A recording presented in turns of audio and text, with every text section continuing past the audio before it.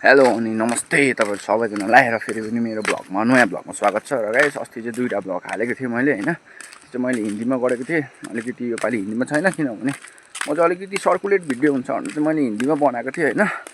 के छैन गाइस अब चाहिँ नेपालीमा ब्लग हान्न आँटेको छु होइन म चाहिँ तपाईँहरूलाई सरप्राइज चाहिँ के छ भन्दाखेरि चाहिँ एकदमै ठुलो मलाई हिजो होइन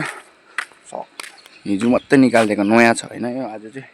अघि बिहानै पूजासुजा गरेर मेरो घर चाहिँ खासमा चाहिँ ऊ तल गाउँमा हो कि उता चाहिँ रोड गइदिँदैन हो त्यही भएर बाइक चाहिँ मैले यहीँ राखेको अन्त हिजो मात्रै लिएको हिजो बेलुकी 8 बजीतिर आइपुगेको थिएँ म उता सिलगढीबाट अन्त अब यसको चाहिँ म हल्का आज पूजासुजा बिहानै भइदिइसक्यो होइन प्रसाद ससाद बिहानै बजाएर चाहिँ अब चाहिँ अघि चाहिँ बिहानै मजाको ड्राइभ हानिदिनु पऱ्यो नयाँ बाइकमा चाहिँ भनेर चाहिँ सोच्दै थिएँ होइन बिहान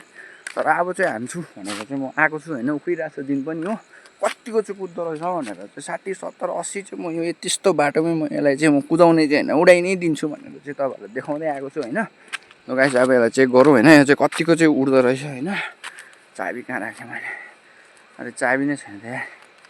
कहाँ राखेँ चाबी थेट गाइस आफ्नो बाइक अब गोजीमा चाबी हुन्छ त आजकलको बाइकहरू भरे अलिकति स्क्र्याचहरू भइदियो भने होइन